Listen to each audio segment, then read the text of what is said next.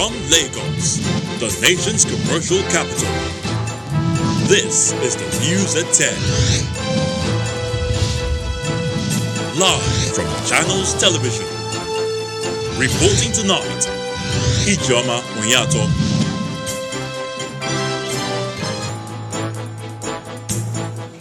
Hello and welcome. Stop testing the will of the Nigerian government. The president warns as he promises profound measures to end the current assault on the nation. Governor El-Rufai raises alarm over worsening security situation in Kaduna and other states, says bandits are making inroads into cities from rural communities. Acting Inspector General of Police begins overhauling of security structure in the southeast to tackle a spate of attacks by gunmen in the region. And Israel's Prime Minister Benjamin Netanyahu promises investigation into the death of at least 45 people at a crowded religious festival. Plus we'll have business, sports, news from Abuja, and later on international news from our London studios. On business news tonight, federal government raises concern over huge gap between investment announcements by the Nigeria Investment Promotion Council and actual inflows. On sports news tonight, 31 federations boards dissolved as Sports Ministry appoints caretaker committees to run their affairs until elections, ushering new boards. And from Abuja, newly constructed international cargo and passenger airport in Anambra State comes alive with the landing of demonstration flight.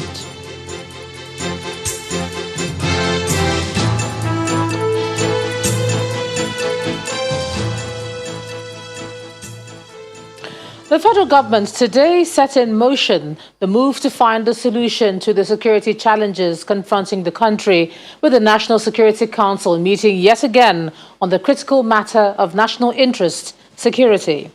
The President presided over the session, which held at the First Lady's Conference Room due to the renovation of the Council chambers, and it had in attendance the Vice President, Professor Yemi Oshibajo, Secretary to the Government of the Federation, Boss Mustafa, Chief of Staff to the President, Professor Ibrahim Gambari, Defense Minister, Major General Bashir Magashi, and National Security Advisor, Major General Babagana Monguno.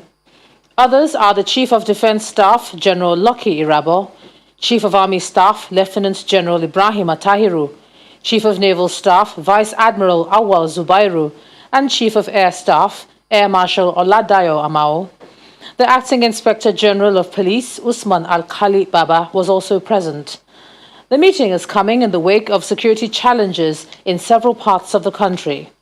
After the meeting, the National Security Advisor, Babagana Monguno, released a statement explaining details of the discussion they had behind closed doors. General Monguno says the President told them that he has no doubt that the Nigerian security agencies and the country will overcome all current security problems and also defeat forces perpetuating evil in different parts of the country. He adds that the government is determined to decisively end the assault on the nation and will do all it takes to do so. The National Security Council meeting is coming at a time when many states of the country are experiencing security challenges ranging from banditry, kidnapping, arson to insurgency. And apart from the northeast, Governor Nasir El-Rufai of Kaduna State feels that his state is feeling the heat of insecurity more and has been voicing his concerns. Governor El-Rufai's major worry is that bandits operating in Kaduna State are inching closer from rural communities to the cities, where they attack and kill innocent citizens with boldness. He also describes the present mood of citizens in Kaduna State and the country in general as one of despondency and increasing loss of confidence in security agencies as a result of the attacks. He was speaking at the presentation of the first quarter security report by the State Ministry of Internal Security and Home Affairs. The spate of kidnappings, banditry, and criminality in our state are increasing at a very alarming rate. The bandits are getting bolder by the day, inching closer and moving from rural communities even to urban communities. The city of Zaria was attacked last week, and 2 housewives abducted in the peripheries of Zaria city. Our schools are being attacked and the students being executed by these bandits. In Greenfield University, we've lost 5 students that were killed in cold blood by these evil people. We still have 29 students of Federal College of Mechanization, Afaka, in custody. Our military, police, and other security agencies need a lot of resources, human and material, to be able to discharge their constitutional responsibilities. We have to ask ourselves as a nation whether we are providing enough of those resources before we turn around to complain about the situation that we are. This state of affairs in the military, the police, and other security agencies has been building up for a long time. It did not start today. It has just reached a critical point now, with groups of terrorists, insurgents, and bandits challenging the authority of the Nigerian state. Your Royal Highnesses, ladies and gentlemen, this is a time for unity. It is the time for all good citizens of Nigeria to unite, support, and pray for our security agencies to get our nation out of these dire straits. In the meantime, the Acting Inspector General of Police, Usman Alkali Baba, today continued what he calls the overhaul and reordering and strengthening of the police in the South-South and the South-East geopolitical zones, as he ordered the posting of a new Commissioner of Police to Anambra State. The new Police Commissioner is Mr. Christopher Owolabi, and he replaces Mr. Bala Kurias, who has now been deployed to the anti-fraud section of the force headquarters in Lagos. 2 Deputy Commissioners of Police, 14 Assistant Commissioners of Police, and other mid-level officers in the 2 zones have also been redeployed. The police chief directed the newly posted officers to advance the collective safety of all citizens in the zones. And barely 1 week after suspected Boko Haram insurgents invaded Gaidam community in Yobe State, where they displaced over 6,000 residents, the dreaded gunmen have again attacked the headquarters of Yunusari local government area of Kanama. Police authorities in the state say the attack was carried out on the outskirts of Kanama town on Thursday night, and the residents were unable to reach security operatives because there was no telecommunications signal. Kanama shares border with Niger Republic and is about 34 kilometers away from Gaidam, where suspected Boko Haram insurgents were first sighted in 2004 before they moved to Maiduguri, the Borno state capital, and started their deadly attacks in 2009. And the ongoing military operation in the northeast, Operation Lafia Dole, now has a new name. The Chief of Army Staff, Lieutenant General Ibrahim Atahiru, says a counter-insurgency operation will now be known as Hadin Kai, and this is, according to him, is because the Nigerian army has recorded a lot of progress over the years and needs to realign for better efficiency. Operation Hadin Kai means unity in Hausa language, while the former Operation Lafia Dole means peace by force. Also affected in the redesignation are the Army super camps, which now reflect the nomenclature of the formations and units, followed by the name of the locations they occupy, while subunits are redesigned as forward operating bases, followed by the name of their locations. General Atahiru says the Nigerian army is repositioned to professionally defeat all foes in a joint environment. Survivors of an attack by suspected herdsmen at the Abagana IDP camp in Makudi, the Benue state capital, are said to be in stable condition, even as they continue to be afraid of returning to the camp over rumors of another attack. The chairman of the Medical Advisory Committee at the Benue State University Teaching Hospital, Professor Olushayo Alao, told Channels Television that the victims were inflicted with serious injuries and it'll take some time for them to fully recover. Little Tehemen continues to reel in pains from the machete cuts on his legs and bullet wounds on his hand as he cries out for help on the stretcher heading to the operating room at the Benue State University Teaching Hospital in Makurdi.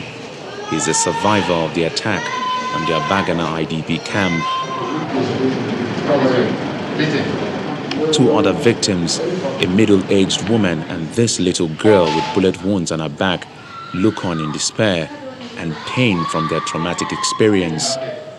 But Francisca Adzo, a 65-year-old grandmother, may never be able to use her left eye again after she was hit by a stray bullet.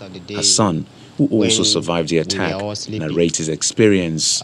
This unknown gunmen just came from no direction because we are sleeping, we don't know where they came from, and started shooting sporadically. My mother rose up, we all woke up. She wanted to take refuge under a mattress, under the bed, and that is where the bullet got her on the head. Chairman, Medical Advisory Committee, Professor Olusayo Alao, expatiates on the degree of injuries and quality of life after recovery. A lady, an elderly woman, had an injury to the right eyeball, which actually has traumatized that eyeball, and she's been planned to have that eyeball removed. Some have chest injuries, various degrees of very extensive cuts and gunshots. Over 60,000 inmates have deserted the facility from the total number of 8,200 IDPs, following rumors that a second attack is imminent. We've reported to all security agencies that about the attack, that we need more securities to be deployed here in Abagna IDP camp, that situations will be handled better, but yet they've been going out of the camp and the number has reduced. We don't know where to go.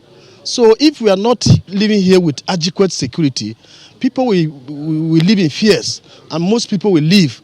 Thousands of displaced persons are praying that the security agencies will take urgent steps to stop future attacks, as the camp is the only place they can call home for now. And the war of words between the presidency and the governor of Benue State over killings and attacks in the state continues, with the governor doubting if indeed they approved a statement written by his media aide, Garba Shehu, where he urged the president to rise up and declare a state of emergency on security. A reaction from the governor's media aide today claims that the president was not aware of the statement by Mr. Garba Shehu, which he describes as a reckless and insensitive press release. Mr. Garba Shehu had said in his media statement that President Buhari was disappointed in Governor Otom for blaming him for the security situation in Benue State. The statement accuses Mr. Shehu of supporting killer herdsmen, adding that the presidential spokesman's refusal to condemn the criminal activities of such herders shows complicity, and that Governor Otom has no personal grudge with the president and is only being patriotic. There's a template for everyone to embrace as the clamor for peace continues in areas where there have been tribal clashes. And that template is in the Mambila Plateau in Taraba State. And Governor Darius Ishaku believes the initiative will serve as a model to address other communal conflicts in the state. According to him, the strategy has proven to be effective. Mambila Plateau in Taraba State was in the news in 2017 when hostilities broke out between the Mambila-speaking tribe and the Hausa Fulani community. Several lives were lost and property destroyed as a result of the clash between the two neighbors. Now, peace has been restored and life is back to normal after the state government's intervention. The leadership of the Mambila-speaking tribe are here at the government house to express gratitude to the governor for restoring peace, while seeking more support in the area of development, especially the establishment of tertiary institutions in the area, having existed for more than 60 years. Sadana local government area, being one of the largest in the country, has no single tertiary institution located there. Our people suffer a great deal traveling all the way from Gembu to Bali, Jalingo and other places in a bid to access higher education. Governor Darius Ishaku is elated and in turn seeks their support in moving the state forward. Peace can be attained in your place in the Mambila. We have seen it for 3 years plus. We are going to see it for 30, 40, 50 years to come. And you are all intermingled, intermarried. So you have to work and remove the divisions. The Mambila-speaking tribes say henceforth peace will be another religion they will always adhere to and adopt in dealing with the Hausa, Fulani, Banso and Kambu tribes for enduring peace to reign. His Excellency Governor Darius Dixon Ishaku has done a lot to the peace of that local government, that's on the Mambila Plateau. And that is one of the major reasons why we're here, to thank him. Because when he came on board as a governor, the only crisis that made him on board as a governor, he was able to put an end to it and brought succor to the people who suffered from that crisis. With the return of peace to the Mambila Plateau in central zone of Taraba, it now behoves the government and stakeholders in southern Taraba to adopt a similar posture to tackle the recurring Tiv versus Jukun crisis, which rears its head whenever the rainy season begins. The Minister of Interior, Rauf Aregbesola, has declared all correctional service centres a red zone, and he has also directed all officers to defend their facilities at all costs. The directive follows recent attacks on correctional facilities in some parts of the country, particularly the one in Owerri, the Imo State capital.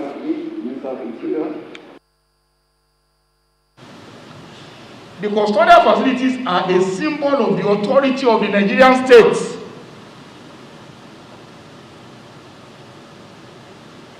Our sovereignty is tied to your services. The sovereignty of the Nigerian nation is tied to your services. If you have not been told already as clearly as I'm saying it so now, your mission to defend the facilities at all costs must never be compromised. I declare henceforth all our custodial centers in red zone. Governor Dave Umahi of Ebonyi State has declared that the regional security outfit set up by the government of the 5 southeast states, codenamed Ibubagu, was not created to be at loggerheads with the outlawed indigenous people of Biafra and its security outfit.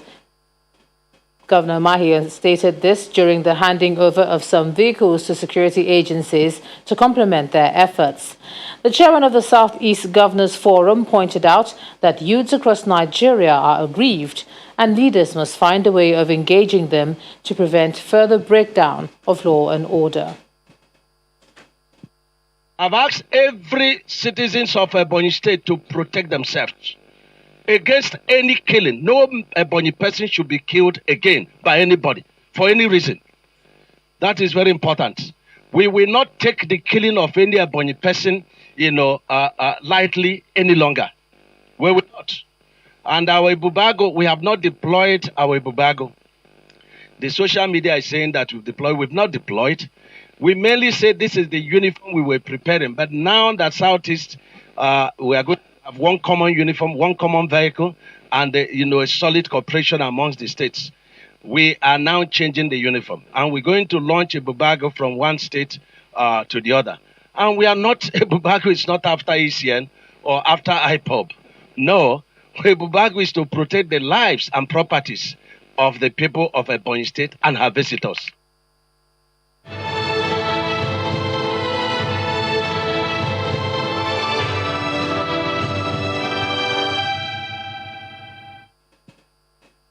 The National Agency for Food and Drug Administration and Control has approved the use of Pfizer COVID-19 vaccine in Nigeria.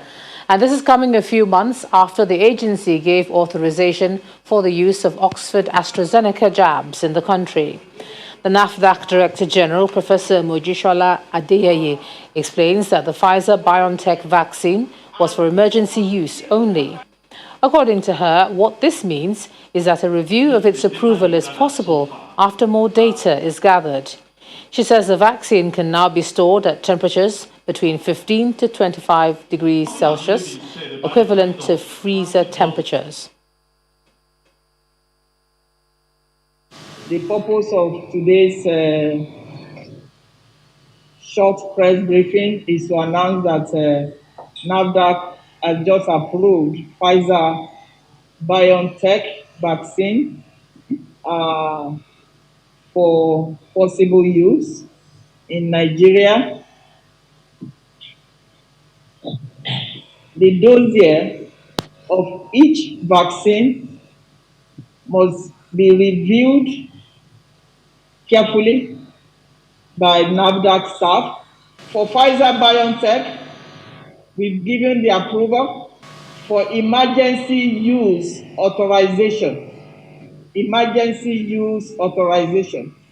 It is not a full approval, and it is within the period of starting of getting people vaccinated and gathering data.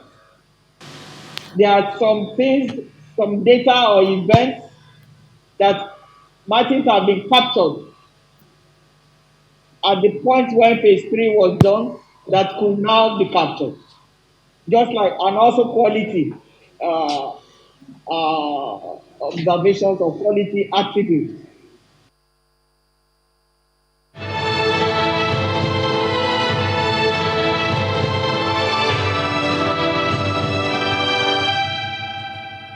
Nigeria has many lessons to learn from South Africa's apartheid struggle, as well as a contemporary xenophobia. And these were some of the views and submissions of participants at the launch of the book Rainbow Nation, authored by Professor Emeka Aniagolu in Abuja. The book, which is a historic and socio-political analysis of apartheid and anti-apartheid struggle and the contemporary xenophobia in South Africa, draws a parallel between societal inequalities and chaos. According to the book reviewer, Professor Osita Ogu, apartheid and the xenophobia in South Africa are largely fueled by the widening inequality and the failure of governments to address basic needs of citizens, a situation, he says, Nigeria must learn from. Please sit down. It's a convergence of professors and other prominent personalities in the academia.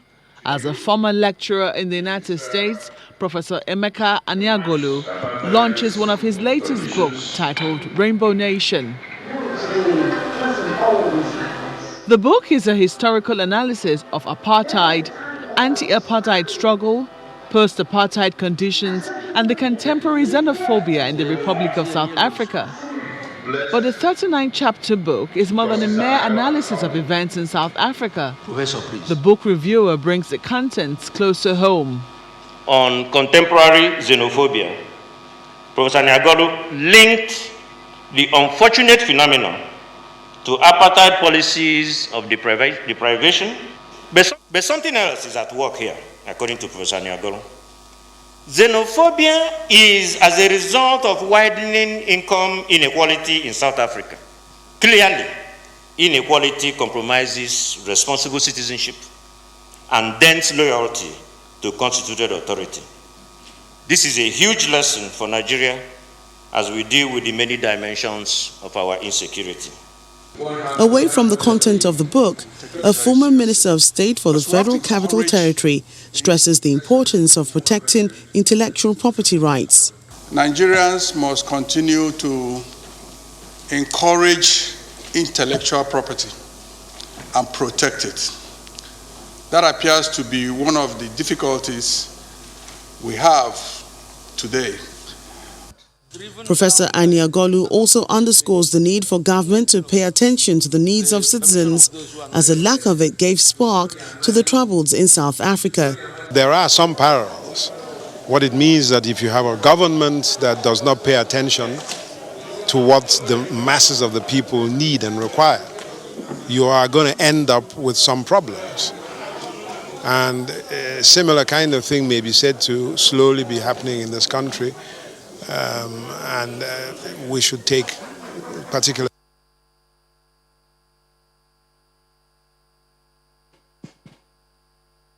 When the news at 10 returns, we have more stories from our Abuja studio. Plus, federal government raises concern over huge gap between investment announcements by the NIPC and actual inflows, and that would be on business. To join us now.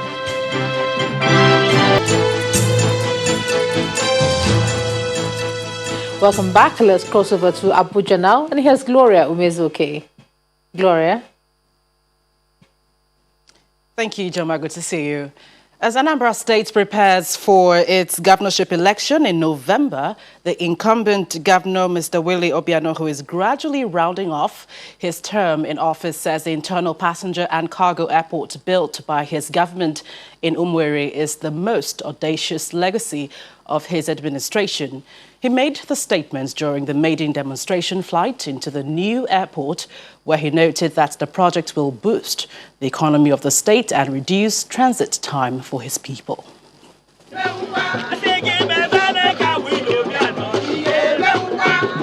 The reason for the jubilation is over a project which began over 30 years ago and has just been completed, a functional airport in Anambra East local government area. Then the flights land, which ignites excitement from the crowd. The chairman and CEO of Airpeace, Mr. Allen Onyema, a private airline operator, says the project shows that action has proven to be better than words. This airport is not going to serve only Anambra people. It's going to serve not only the entire southeast, but the entire country and the world at large. Yes, sir.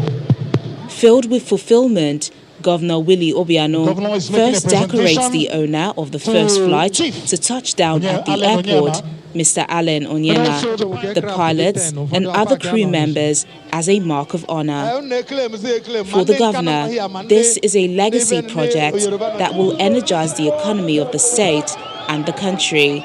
This airport is a fulfillment of our vision and mission statements. It is difficult to create a new economic corridor without a functional international airport that will serve as a direct bridge between us and the world. With this facility, we have made the journey easier for any investor who wants to prospect Anambra State for business. The Anambra State International Cargo and Passenger Airport is one adjudged by the Nigeria Civil Aviation Authority, NCAA, as one of the biggest airports in Africa, with the second longest runway of 3.7 kilometers. His Love Foundation, the charity arm of the Redeemed Christian Church of God, RCCG, has donated a multi-million naira intensive care unit to the University of Medical Sciences Teaching Hospital, Ondo State. The General Overseer of the RCCG, Pastor Enoch Adeboye, believes that the facilities will make healthcare delivery easily accessible and affordable in Nigeria. The University of Medical Sciences Teaching Hospital in Ondo State comes alive as members of the Redeemed Christian Church of God's global charity arm, His Love Foundation, make their presence felt. With a goal to impact lives positively by providing spiritual and physical support to all, the charity organization is donating a medical facility to make healthcare more accessible and affordable. Over a year ago, our General Overseer, Pastor Adeboye, called me and he said he wanted to do an ICU center in Ondo State and that it needs to be really, really good. And also the Oshemawe called me and said that could we add a cardiac diagnostic unit to it. And of course, by the time I spoke to Daddy, he said we should go ahead. The governor of Ondo State, Rotimi Akeredolu, says RCCG's decision to provide the facility in the name of the founder is highly commendable. We cannot forget Reverend Josiah Dayomi, the founder of RCCG. And it's a wonderful thing that the best ICU is being put here in his own town. On behalf of the university, the chief medical director is grateful for the gesture. I want to graciously thank the leadership of Redeemed Christian Church and his Love Foundation for extending this very laudable gesture to Ondo State. In the name of the Father, Amen, and of the Son, Amen, and of the Holy Spirit. Amen. The medical facility donated consists of a dialysis center, an intensive care unit, mobile x-ray, as well as an echo room. The facility is the biggest medical intervention embarked by the organization so far and will be named after the founder of RCCG, Pa Josiah Akindayomi, and the present General Overseer, Pastor Enoch Adeboye. That's it from the nation's capital. It's over now to Teniola Shoboale in Lagos for business news. Banking so easy, so simple. Dial *894# now to experience it. You first, First Bank.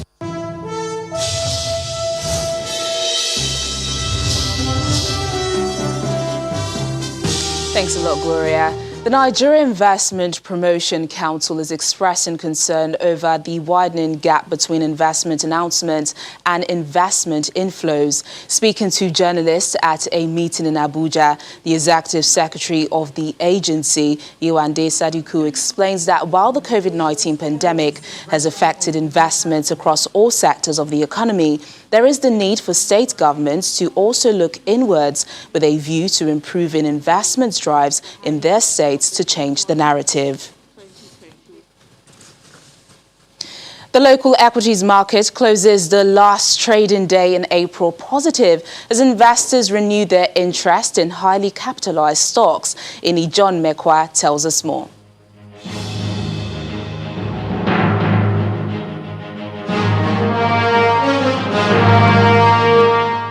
Hello and welcome to the Stock Market Reports.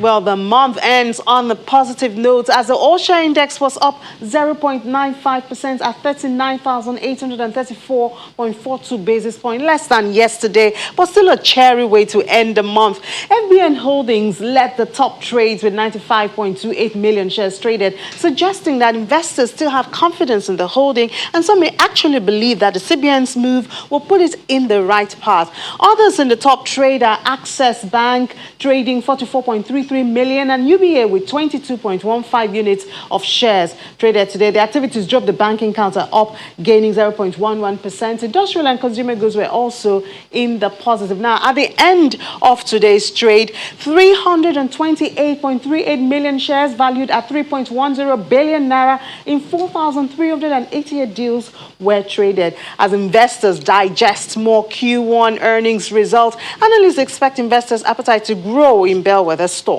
That's the Stock Market Report. I'm John Mekwa.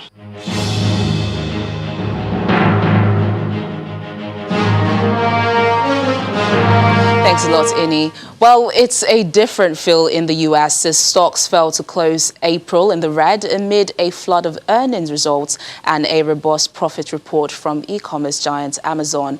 Well, let's take a look at the closing numbers for other global markets.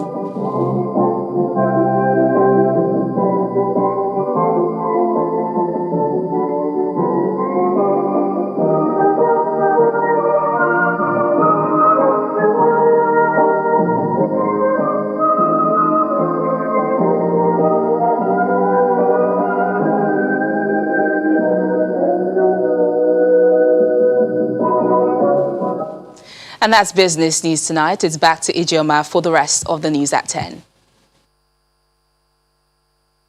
Banking so easy, so simple. Dial *894# now to experience it. You first, First Bank. Thanks a lot, Teniola. The National Caucus of the People's Democratic Party is currently meeting in the nation's capital, Abuja, with the party's National Working Committee members, former chairman and serving National Assembly members in attendance. The chairman of the PDP Governors Forum and the national chairman of the party are also in attendance. At the opening of the meeting, the national chairman of the party reiterates that the meeting is expected to come up with a single position on the security situation, as according to him, it's clear that the ruling party has no idea of how to solve the problem. Meanwhile, the chairman of the PDP Governors Forum, Aminu Tambuwal, maintains that apart from decentralizing security, the president should consult with ex-servicemen in the country. Still ahead on the news at 10, Israel's Prime Minister Benjamin Netanyahu promises investigation into the death of at least 45 people at a crowded religious festival. Plus, we have other international news from our studio in London. Do join us again. Welcome back. Families in Israel have begun burying their loved ones after at least 45 people died in a stampede at a crowded Orthodox Jewish festival overnight. Let's hear Simon Pusey with more on this and other international news in Around the World in 5. Good evening and welcome to the Channel Studios here in London with your international news around the world in 5. Israel's Prime Minister Benjamin Netanyahu has promised to investigate a crush at a crowded religious festival that left dozens of people dead. During a visit to the scene near Mount Meron on Friday, he said the serious investigation would ensure this kind of disaster never happens again.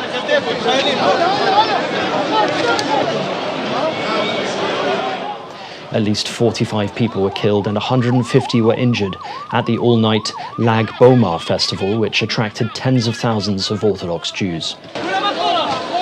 Mr. Netanyahu travelled to the scene and said Sunday would be a day of national mourning. It is one of the deadliest civilian tragedies in the country's history. We were standing and waiting for our friends. We were going to go inside for the dancing and stuff.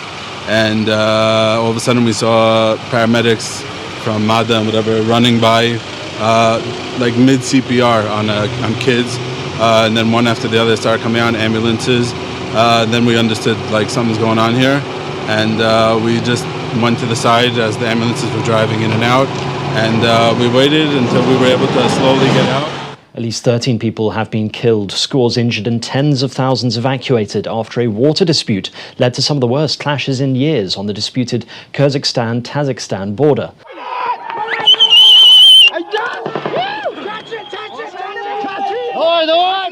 Clashes started on Wednesday when people from both sides hurled stones at each other after surveillance cameras were installed at a water facility. A truce and troop pullback was agreed, but some shooting appeared to continue. The casualty figures are from the Kyrgyzstan side, with the Tajik numbers unclear. Local media reported that 10 people had died and 90 had been injured. Officials in Delhi have been urged to find more sites for cremations as the city's morgues and crematoriums are overwhelmed by masses of COVID deaths. A second wave of the virus is raging parts of India, with 386,000 new cases reported on Thursday, the biggest one-day increase on record for any country. There were another 3,500 deaths nationwide on Thursday, and nearly 400 in Delhi alone, a record for the capital. The total number of infections in the country has now passed 18 million.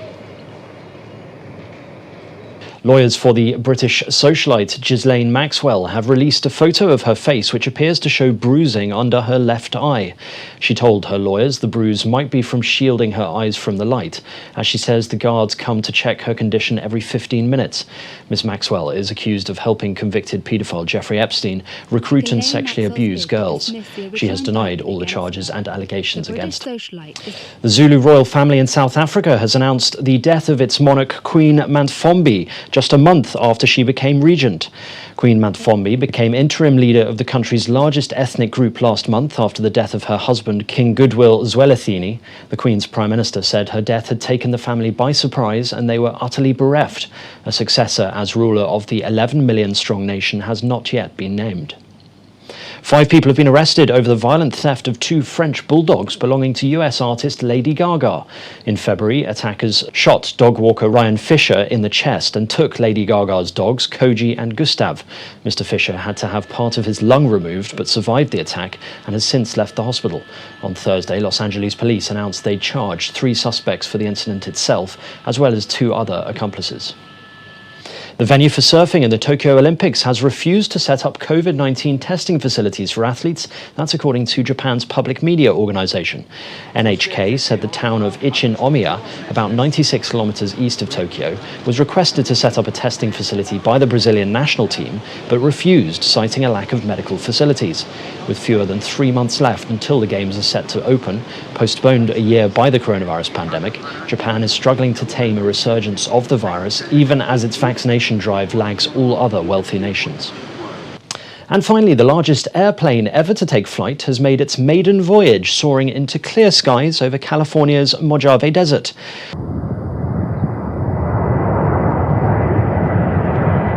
Strato launches massive carrier aircraft, nicknamed Rock, is designed to transport hypersonic vehicles and facilitate easy access to space. The carbon composite carrier aircraft has a massive 385-foot wingspan and can climb to altitudes of 35,000 feet. And that's your international news around the world in 5. Now back to the channel studios in Lagos.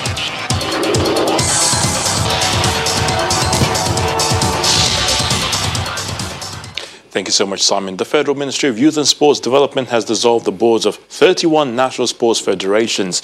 The ministry says the dissolution is in line with the Olympic Charter, which stipulates a 4-year tenure for the sports federation boards, as the current boards were inaugurated on June the 21st, 2017.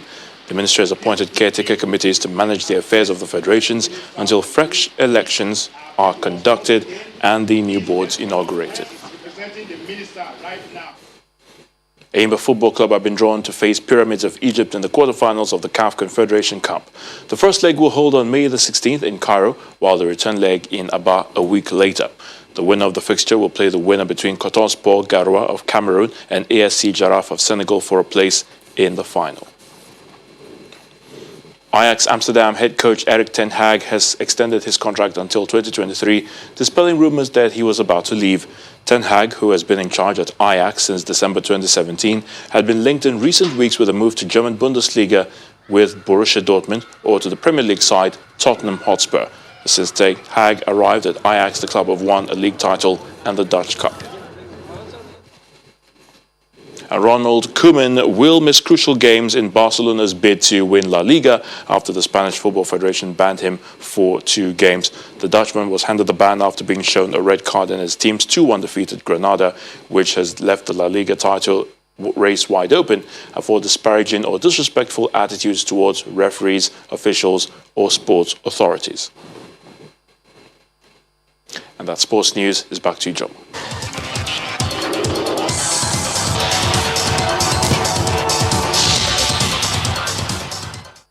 Thanks a lot, Ayotunde. And the main news again. The President today presided over the National Security Council meeting, where he warned against testing the will of the Nigerian government. He also promised profound measures to end the current assault on the nation. And Governor El-Rufai raised the alarm over the worsening security situation in Kaduna and other states. He said the bandits are making inroads into cities from rural communities. And that's the news at 10 tonight. I'm Ijoma Onyato. Do have a great weekend and stay safe as we try to have that great weekend. Good night.